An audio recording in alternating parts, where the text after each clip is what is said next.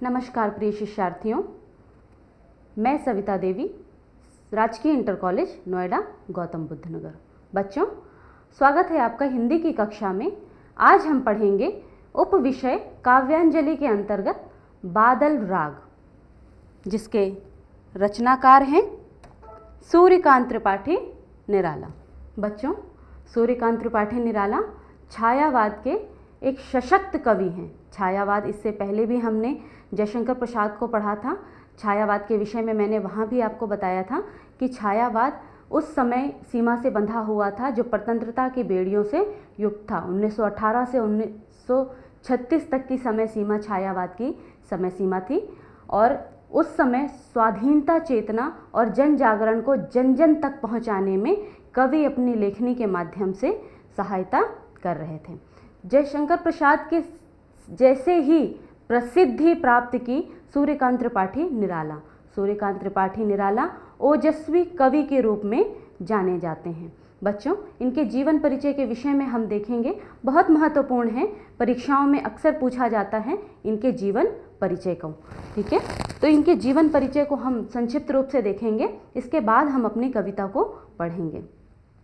अनघड़, अक्खड़, बेपरवाह, बेतरतीब, जीवन के झंझावातों से झांकता, आत्मा की अस्मिता का उजाला, आत्मा की अस्मिता का निष्पाप उजाला, ऐसे थे महाप्राण निराला। महाप्राण निराला, एक समय की बात थी जब गांधी जी द्वारा हिंदी पर कुछ विशेष टिप्पणी करने पर एक भाषण के दौरान ये उनसे नाराज़ हो गए और नाराज़गी में महात्मा गांधी के पास जा पहुँचे जवाब मांगने। और जवाब मांगते हुए उन्होंने महात्मा गांधी से कहा, ठीक है बच्चों, ये वो समय था जब महात्मा गांधी से सवाल करना ईश्वर से सवाल करने जैसा था। लेकिन यदि भाषा और संस्कृति का गर्व निराला जैसा हो तो आप ईश्वर से भी सवाल कर सकते हैं। निराला की शिक्षा अनौपचारिक रूप से ही हुई। उन्होंने बहुत ज़्यादा शिक्षा प्राप्त नहीं की, लेकिन जो कुछ पढ़ा जीवन से ही उन्होंने पढ़ा और इसके दर्शन उनकी कविताओं में देखने को मिलते हैं। यथार्थवाद का, समाजवाद का इतना सशक्त और कठोर रूप से चित्रण उन्होंने किया कि उन्होंने कविता के सारे बंधन को तोड़ दिया और मुक्तक रचनाओं को उन्होंने प्रतिपादित किया, मुक्तक छंद का उन्होंने प्रतिपादन किया। बच्चों, निराला जी के जीवन परिचय को हम देखेंगे एक दृष्टि में। देखिए, सूर्यकांत त्रिपाठी निराला हिंदी कविता में छायावादी युग के प्रमुख कवियों में से एक हैं। जन्म इनका 21 फरवरी 1896 को पश्चिम बंगाल के मेदिनीपुर जिले के महिषादल नामक देशी राज्य में हुआ। मूल निवास उत्तर प्रदेश के उन्नाव जिले का गढ़कोला नामक गांव है, जहां पर ये ज़्यादा समय तक निवास करते रहे। शिक्षा इनकी बच्चों देख लीजिए, हाई स्कूल तक हिंदी, संस्कृत और बंगला का स्वतंत्र अध्ययन किया। कार्य क्षेत्र 1918 से 1922 तक महिषादल राज्य की सेवा की। उसके बाद संपादन, स्वतंत्र लेखन और अनुवाद कार्य भी किया। 1922 से 1923 के दौरान कोलकाता से प्रकाशित समन्वय का संपादन किया। समन्वय पत्रिका और मतवाला पत्रिका के लिए सूर्यकांत त्रिपाठी निराला जी को बहुत महत्व माना जाता है और इनको याद हिंदी साहित्य में किया जाता है। 1923 के अगस्त से मतवाला के संपादक मंडल में, इसके बाद लखनऊ में गंगा पुस्तक मेला कार्यालय और वहां से निकलने वाली मासिक पत्रिका सुधा से 1935 के मध्य तक संबंध रहा इनका और 1942 से मृत्यु पर्यंत इलाहाबाद में रहकर स्वतंत्र लेखन और अनुवाद कार्य किया। ये जयशंकर प्रसाद और महादेवी जी के साथ हिंदी साहित्य में छायावाद के प्रमुख स्तंभ माने जाते हैं। इन्होंने कहानियाँ, उपन्यास और निबंध भी लिखे, किंतु इनकी ख्याति विशेष रूप से कवि के रूप में जानी जाती है। 15 अक्टूबर 1961 को इलाहाबाद में इनका निधन हुआ। ठीक है, जन्म इनका बंगाल में हुआ लेकिन इनका निधन इलाहाबाद में हुआ बच्चों। ठीक है, बहुत समय तक साहित्य साधना करते हुए ये इलाहाबाद में ही रहे। इलाहाबाद में रहकर ही इन्होंने बहुत सारी प्रसिद्ध कविताएं जैसे वह तोड़ती पत्थर, भिक्षुक आदि लिखी। बच्चों, इनकी प्रमुख कृतियां हम देख लेंगे। कृतियों के दृष्टिकोण से भी बहुत महत्वपूर्ण है इनकी कृतियां, परीक्षाओं में भी, प्रतियोगिता परीक्षाओं में भी, भविष्य में भी आपको बहुत महत्व के साथ आपको याद रखना है इनकी कृतियों को। इनकी कृतियां हम देखेंगे दृष्टि में। इनके काव्य संग्रह, प्रमुख काव्य संग्रह परिमल, गीतिका, अनामिका, तुलसीदास, कुकुरमुत्ता बहुत महत्वपूर्ण बच्चों, अणिमा, बेला, नए पत्ते, अर्चना, आराधना और गीतिकुंज। इनकी रचनाएं बच्चों आप ज़रूर याद रखिएगा, इनमें से एक एक नंबर के क्वेश्चंस आपको पूछे जाते हैं। भाषा शैली पे भी हम इनकी दृष्टि डालेंगे बच्चों, क्योंकि छायावाद की समय सीमा थी तो उस समय शुद्ध संस्कृतनिष्ठ साहित्यिक खड़ी बोली का प्रयोग सर्वाधिक किया जाता था। ब्रज भाषा का प्रयोग लगभग कम हो गया था। जयशंकर प्रसाद जी ने अपनी रचनाओं में ब्रज भाषा का प्रयोग किया था, लेकिन आगे चल करके ये ब्रज भाषा का प्रयोग कम होता गया और खड़ी बोली का प्रयोग बढ़ता गया। ठीक है, भाषा इनके देखेंगे। निराला की काव्य भाषा के अनेक रूप और स्तर हैं। कौन कौन से? राम की शक्ति पूजा और तुलसीदास में तत्संप्रधान अर्थात संस्कृत निष्ठ भाषा का प्रयोग किया, पदावली का प्रयोग किया, तो भिक्षुक जैसी कविता में बोलचाल की साधारण भाषा का सृजनात्मक उपयोग इन्होंने किया। जैसे भिक्षुक कविता की कुछ पंक्तियां मैं आपको सुनाऊंगी, आप सुनकर समझने का प्रयास करिए कि उन्होंने किस प्रकार की भाषा का प्रयोग किया।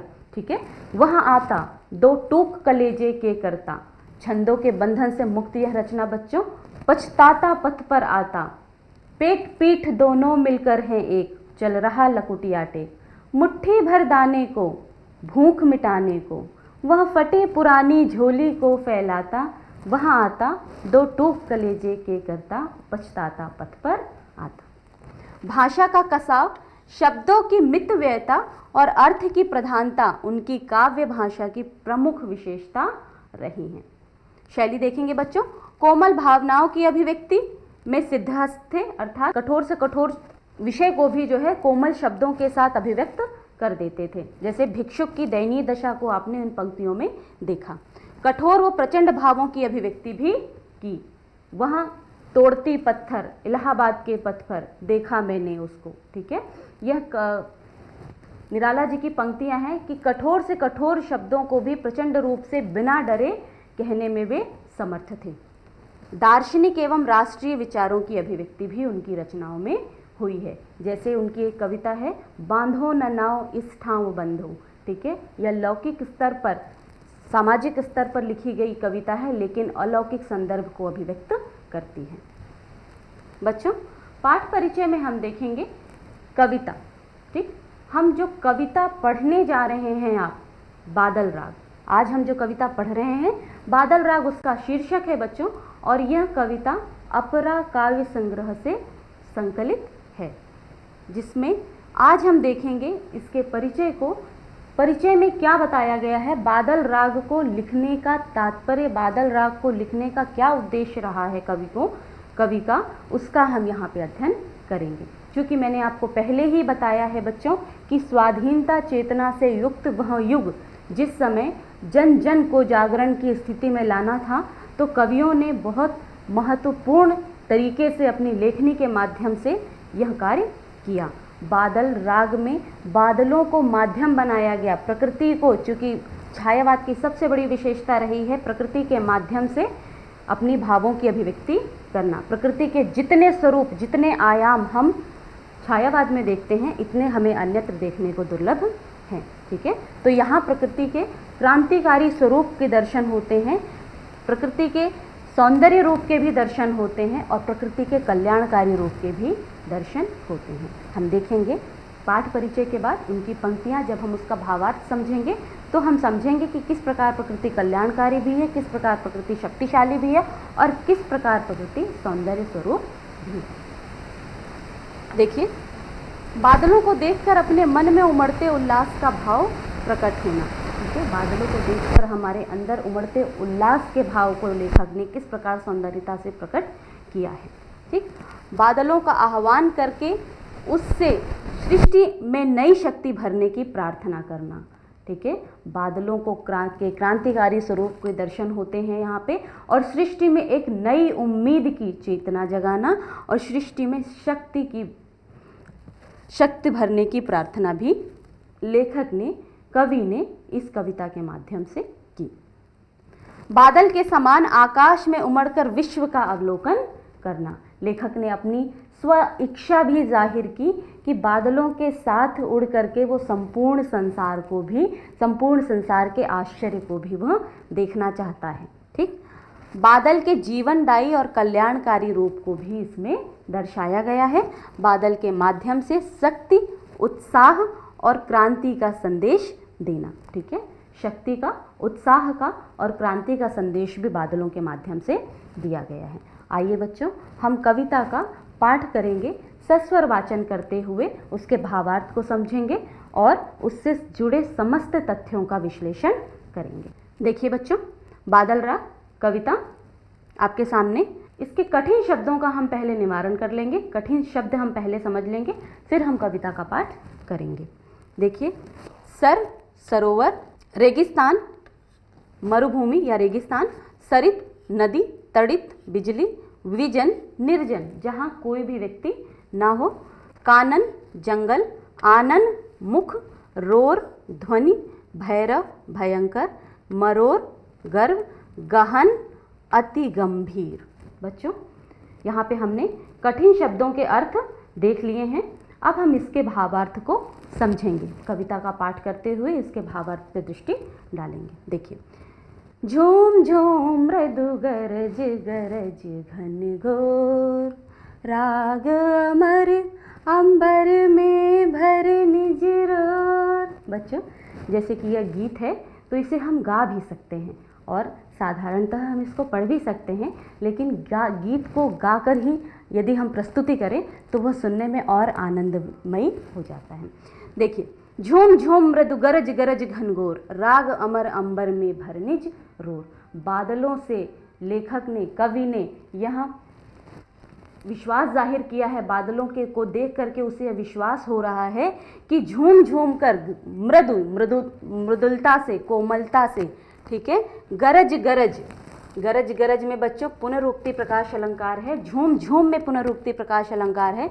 जहाँ पर एक ही शब्द की दो बार अभिव्यक्ति होती है और दोनों के मध्य इस चिन्ह को दर्शाया जाता है, वहाँ पुनरुक्ति प्रकाश अलंकार होता है।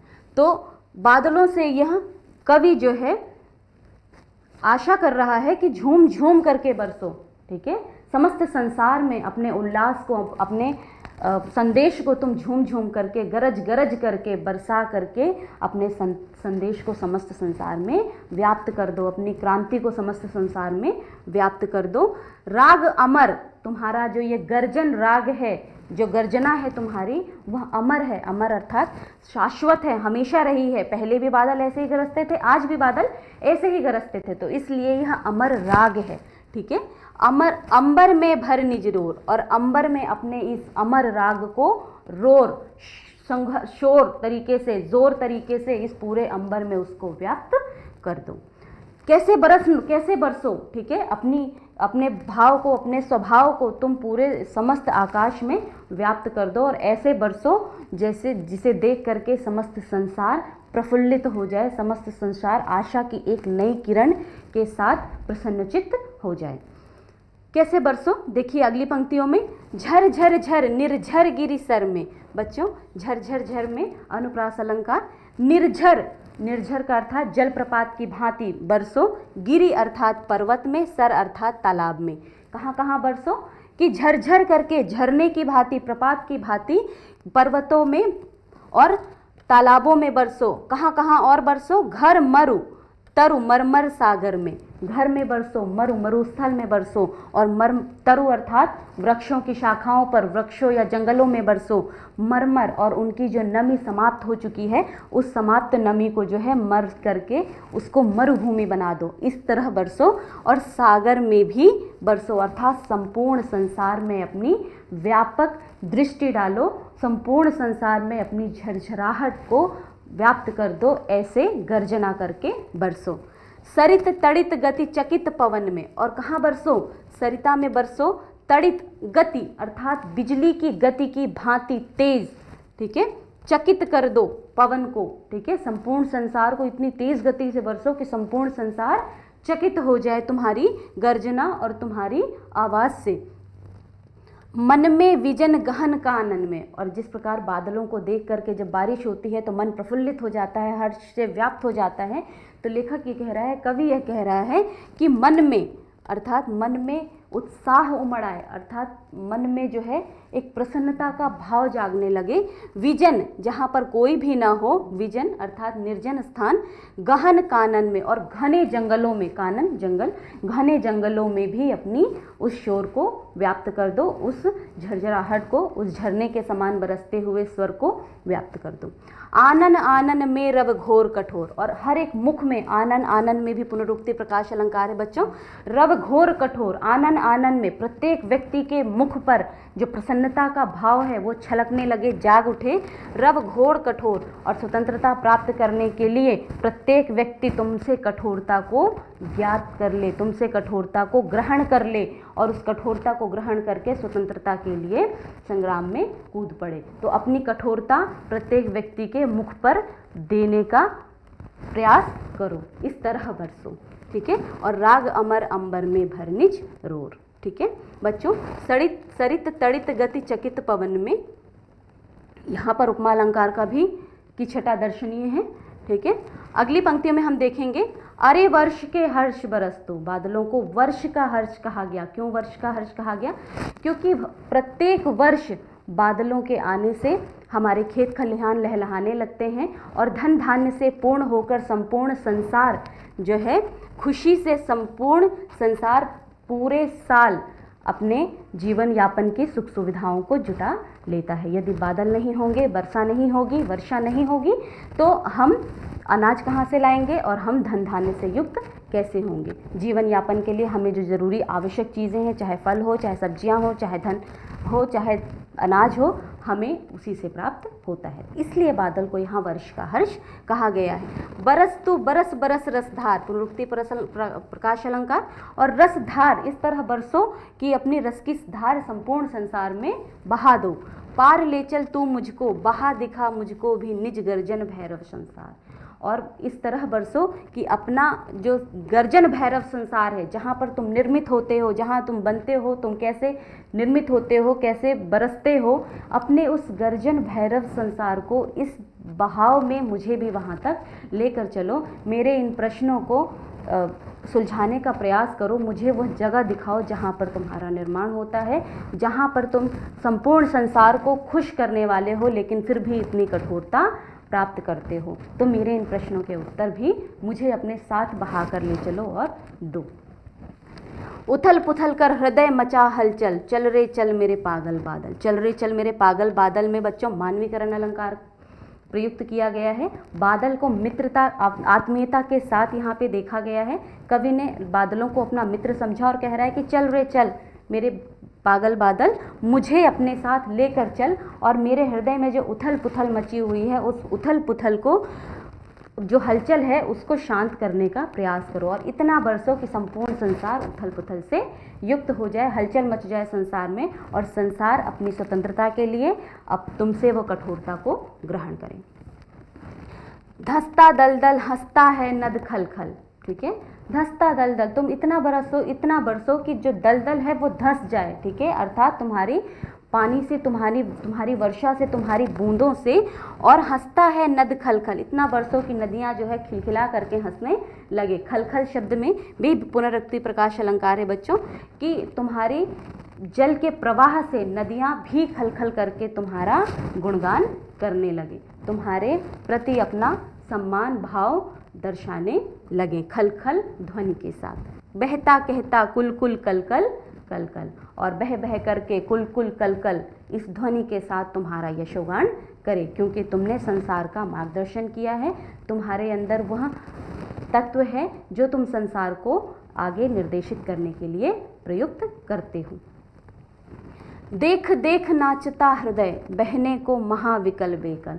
और संपूर्ण संसार तुमको देख देख कर झूमने लगता है। जैसे ही तुम्हारी गर्जना होती है, लोगों का मन प्रसन्न हो जाता है, यह सोच कर कि वर्षा होने लगती है। और जैसे ही तुम बरसने लगते हो, वैसे ही संपूर्ण संसार खुशी से झूम उठता है। इन पंक्तियों में दर्शाया गया है, देख देख नाचता हृदय, बहने को महाविकल बेकल। और ऐसा लगता है जब तुम बरसते हो तो लगता है तुम्हारे साथ ही कहीं चले चलें और तुम्हारे साथ ही उस विकलता को, उस व्याकुलता को, बेचैनी को, उस प्रसन्नता को, हर तरीके के भावों से वह युक्त हो जाता है। कोई वर्षा ऋतु को देखकर बेचैन हो जाता है, व्याकुल हो जाता है, विरह की वेदना से युक्त हो जाता है, और कोई संयोग से युक्त हो जाता है, कोई प्रसन्न हो जाता है, कोई खुश हो जाता है। छोटे छोटे बच्चों को आपने देखा होगा किस तरीके से वर्षा ऋतु को देखकर प्रसन्नता से झूमने लगते हैं। तो इसी मरोड़ से, इसी गर्व के साथ, इसी मरोड़ से, इसी गर्व के साथ तुम बरसो, इसी शोर से, और इसी शोर से, इसी शोर के साथ, इसी गर्जना के साथ तुम जोर जोर से बरसो, सघन घोर गुरु गहन रोर से। और सघन घोर से, सघनता से, सघन घोर गुरु भारी मात्रा में, गुरु का अर्थात बड़ा या भारी मात्रा में, गहन अर्थात गहनता से तुम बरसो और लोगों के हृदय में ये सघन भाव जागृत करो। गहनता से लोगों के हृदय में ये भाव जागृत करो कि इस कठोरता को धारण करो और अपनी स्वतंत्रता के लिए संघर्ष करो। प्रकृति का भी सौंदर्य दिखाया गया और प्रकृति के कठोर रूप को भी दिखाया गया, प्रकृति के कल्याणकारी रूप को भी दिखाया गया, प्रकृति के क्रांतिकारी रूप को भी दिखाया गया। ठीक है, मुझे गगन का दिखा सघन वह छोर, और जहाँ तुम निर्मित होते हो मुझे अपने साथ ले चलो, मेरी बेचैनी शांत करो, मेरे प्रश्नों के उत्तर दो और अपने उस सघन छोर को मुझे भी दिखा दो। राग अमर अंबर में भरनिज रोल, और राग अमर, तुम्हारा ये जो अमर राग है उसको अंबर में भर करके संपूर्ण सृष्टि का कल्याण करो, संपूर्ण सृष्टि का मार्गदर्शन करो। हे बादल, तुम झूम झूम करके इस तरीके से बरसो। बच्चों, आशा है आपने इसके अर्थ को भलीभांति समझा होगा और समझने का प्रयास भी किया होगा। अभ्यास के साथ साथ आप इसे और अच्छे से समझ सकते हैं। कई बार इसका अभ्यास करिएगा, बहुत ही महत्वपूर्ण है आपकी परीक्षा के दृष्टिकोण से भी। आइए बच्चों, हम इससे जुड़े, इससे संबंधित कुछ प्रश्नों के उत्तर भी करेंगे जो आपकी परीक्षा में पूछे जाते हैं। परीक्षा में जो प्रश्न पूछे जाते हैं उसका यहाँ पे एक उदाहरण प्रस्तुत है, देख लीजिए। प्रश्न अभ्यास में किस तरह प्रश्न पूछे जाते हैं। अरे वर्ष के हर्ष बरस तू, बरस बरस रसधार, पार ले चल तू मुझको, बहा दिखा मुझको भी निज गर्जन भैरव संसार। उथल पुथल कर हृदय मचा हलचल, चल रे चल मेरे पागल बादल, धसता दलदल हंसता है नद खल खल, बहता कहता कुलकुल कलकल कलकल। ठीक है बच्चों, देखिए इससे संबंधित किस प्रकार प्रश्न आपके परीक्षा में पूछे जाते हैं। दिए गए पद्यांश के आधार पर प्रश्नों के उत्तर दीजिए। इस पद्यांश में जो प्रश्न पूछे गए हैं उसके आधार पर आपको प्रश्न के उत्तर देने हैं। पहला प्रश्न, प्रस्तुत पद्यांश का संदर्भ लिखना है आपको। संदर्भ आपने पहले भी लिखा होगा। प्रस्तुत पद्यांश किसने लिखा, पाठ का क्या, शीर्षक का क्या नाम है और उसके रचनाकार कौन है, इस प्रश्न का आपको उत्तर लिखना है। पद्यांश का प्रसंग क्या है, इसका केंद्रीय भाव क्या है, इस पद्यांश में किस की चर्चा की गई है, इसका आपको यहाँ पर भाव लिखना है। ठीक है, लेखक ने बादल को वर्ष का हर्ष क्यों कहा। ठीक है, आपने कविता पढ़ी होगी, ध्यान से सुनी होगी, तो आप इसका उत्तर आसानी से लिख पाएंगे। पंक्तियों के आधार पर अलंकार विधान बताइए। ठीक, कई अलंकार इसमें प्रयुक्त किए गए हैं, किन किन अलंकारों का प्रयोग किन किन पंक्तियों में किया गया है, अलंकार विधान आपको इस पंक्ति या इस पद्यांश के आधार पर करना है।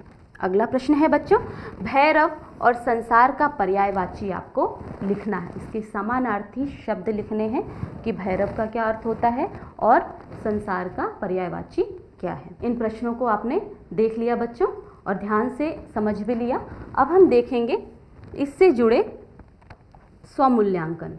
ठीक, आपने कैसे इसे समझा, कैसे इसे पढ़ा, आपने किस प्रकार से इसको अभ्यास करके तैयार करना है और स्वमूल्यांकन स्वयं का करना है कि किस तरीके से आप कौन कौन से प्रश्न करेंगे। ठीक, विद्यार्थी निम्न प्रश्नों को हल करके स्वमूल्यांकन करेंगे। अपने आप अपना मूल्यांकन करेंगे कि आपने कितना विषय को समझा और शीर्षक को आपने सीखा। ठीक, सूर्यकांत त्रिपाठी जी का जीवन परिचय, बच्चों मैं बार बार कह रही हूँ, सूर्यकांत त्रिपाठी जी का जीवन परिचय बहुत महत्वपूर्ण है, अक्सर परीक्षाओं में पूछा जाता है, आप इसे बहुत अच्छी तरीके से याद कर लीजिएगा। सूर्यकांत त्रिपाठी जी का जीवन परिचय आपको याद करना है, लिखना है स्वयं। पद्यांश के आधार पर देख देख नाचता हृदय, बहने को महाविकल बेकल, पंक्ति का क्या भाव है या कवि क्या कहना चाहता है, इसका अर्थ लिखना है। मानवीकरण अलंकार की क्या परिभाषा है, मानवीकरण अलंकार आपको लिखना है, क्या परिभाषा है मानवीकरण अलंकार की, वो लिखना है। और वर्षा ऋतु को देख के स्वहृदय में जागृत भाव आपको लिखना है। किस प्रकार वर्षा ऋतु में प्रसन्न होते हैं, किस प्रकार आपके अंदर भाव जागृत होते हैं, जो कुछ आप महसूस करते हैं, अनुभव करते हैं, उसको आपको अपने शब्दों में लिखना है। ठीक है बच्चों, आज का अध्याय शीर्षक हम यहीं समाप्त करेंगे और मैं आशा करती हूँ कि आप परीक्षा के दृष्टिकोण से इस पाठ को बहुत महत्वपूर्ण समझेंगे और इसे आप बहुत अच्छे से तैयार करेंगे। अगले अध्याय में, अगली श्रृंखला में, अध्यापन की अगली कड़ी में बच्चों हम पढ़ेंगे गद्य गरिमा के पाठ रॉबर्ट नर्सिंग होम।